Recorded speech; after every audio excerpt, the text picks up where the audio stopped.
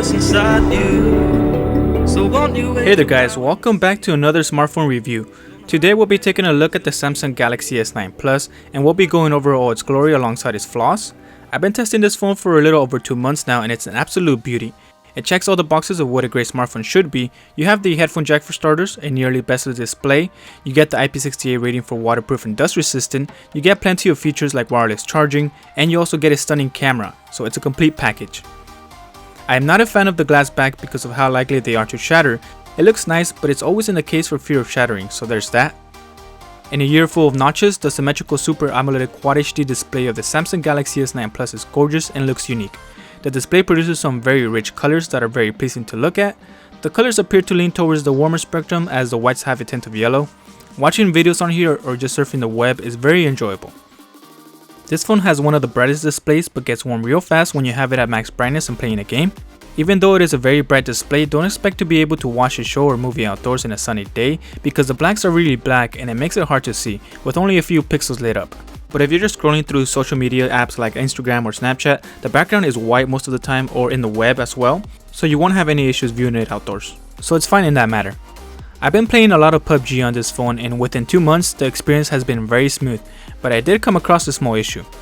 It has the latest Snapdragon 845 chipset, which is supposed to run cooler than the 835 found on the OnePlus 5T.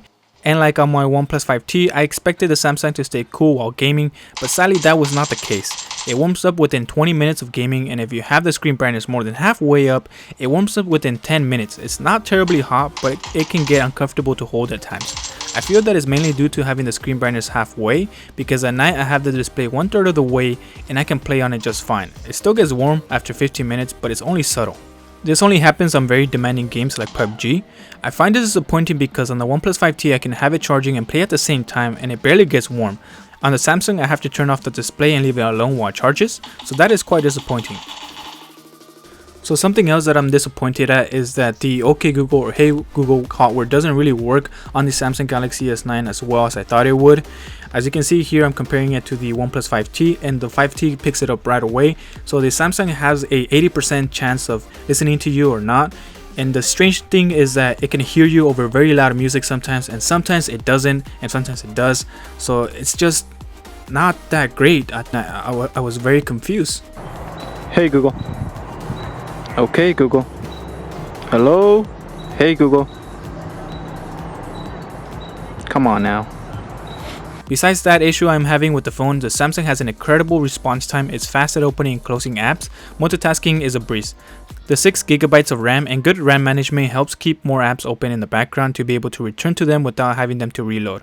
Well, at least that was the case in the first 2 months. Now it's starting to become a bit sluggish at times and unresponsive, so I just reboot the phone and that gets it up to speed. So I'm not sure if this is just affecting my unit or if anyone else is encountering the same issue, and if you are, just let me know in the comment section so I can know I'm not alone. The stereo speakers are impressively loud and sound great. The Dolby Atmos enhancement does a great job, so I just leave that on as it makes everything sound better. You can customize it in the settings for a more personal listening preference. Don't hide away the things you're feeling. Unlock your mind and lose the key. There's a universe inside you. You should never have to hide. I can see the stars inside you. Please just open up your eyes.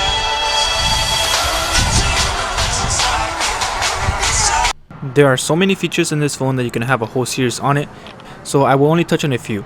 You can take a screenshot by swiping with your palm on the screen and then holding down on the scroll icon, it will take a long screenshot. It is a very handy feature, one that I really enjoy having on the OnePlus 5T. Now onto the feature I was dying to try out since my first impression video, the dual Bluetooth connection feature. I can pair up 2 different headphones and have audio on both of them coming from one phone, so I can finally watch videos with someone else in the cafeteria while eating, so both of us can have our own pair of earphones to block out the background noise. It has been working fantastically and it's a great feature. You can even pair it up with speakers and have that stereo surround sound, so you can put one in each corner of the house, and that is pretty amazing. I hope more phones implement this feature.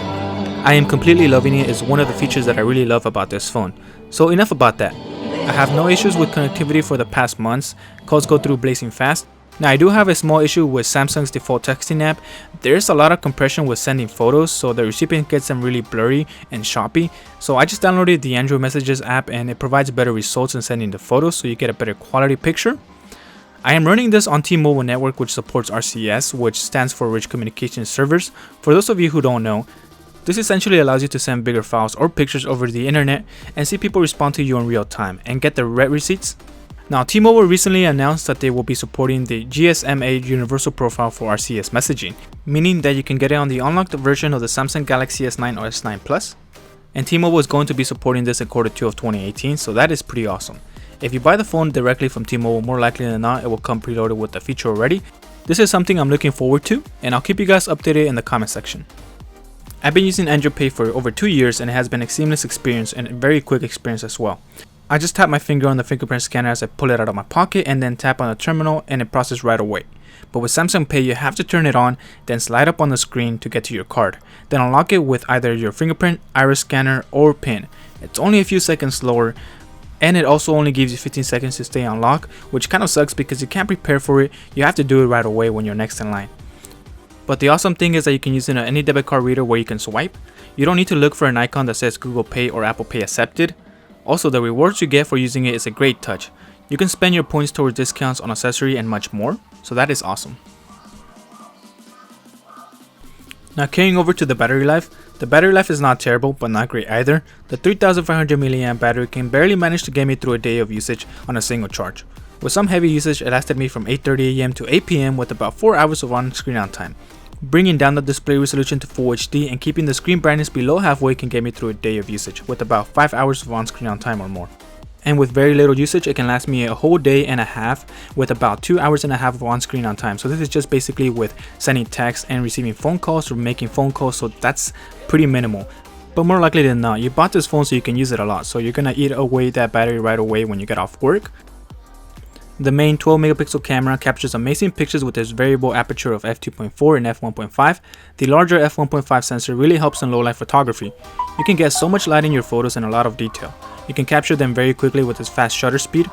The pictures have a great dynamic range and colors look very vibrant.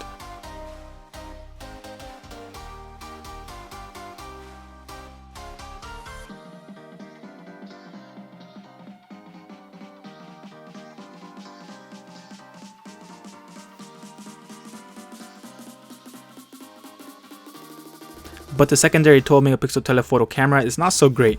This is the main camera used for portrait photos called live focus. The portrait photos need just the right lighting condition. Too much light and your photos look overexposed, too little and they look very grainy. The colors look kinda dead as well when you don't have good lighting or you have way too much light. And they look very dull compared to the ones I get on the OnePlus 5T, which uses software to give you the bokeh effect. And here's a couple of pictures side by side so you can check that out. Now moving on to a cool feature about the camera is the super slow motion that captures 960 frames per second and 720p resolution. This looks way better in good lighting, but here are a couple of videos that I captured on it, and this is a lot of fun to play with when you barely get it, but after a while I just forgot about it.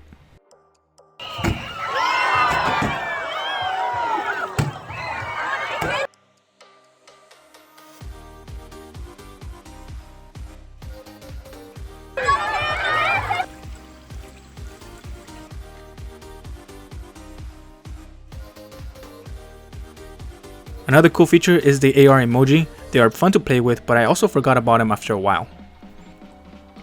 On the video side of things, this can record 4K videos at an incredible 60 frames per second, but only up to 5 minutes. And the optical image stabilization only works at 30 frames per second, and it is pretty good. Rapid turns look a bit choppy, but it's alright. So here's a quick comparison with my OnePlus 5T, which is using digital image stabilization to stabilize the video. The colors look way better on the Samsung Galaxy S9, but it looks much smoother on the OnePlus 5T. The Samsung Galaxy S9 Plus video recording is really good. You can use this to make YouTube videos, and if you want to record at 60 frames per second and if you can hold the phone steady enough like I'm trying to in this clip, then you could get some pretty good clips. Oh, I know, I would highly recommend this if you're looking to pick up a feature-packed phone that has all the bells and whistles you can want on a high-end smartphone without any compromises. It is one of the best Android smartphones of 2018. There are some minor issues that can use improvement, but for the most part it has been an amazing phone. Thank you guys for watching. Leave a like if you enjoyed the video and subscribe to stay updated on my latest video, and I will talk to you on the next one. Well, I guess you can see that. That was on fire. Okay, I almost got fireballed. You should never have to hide. I can see the stars inside you. Please just open up your eyes.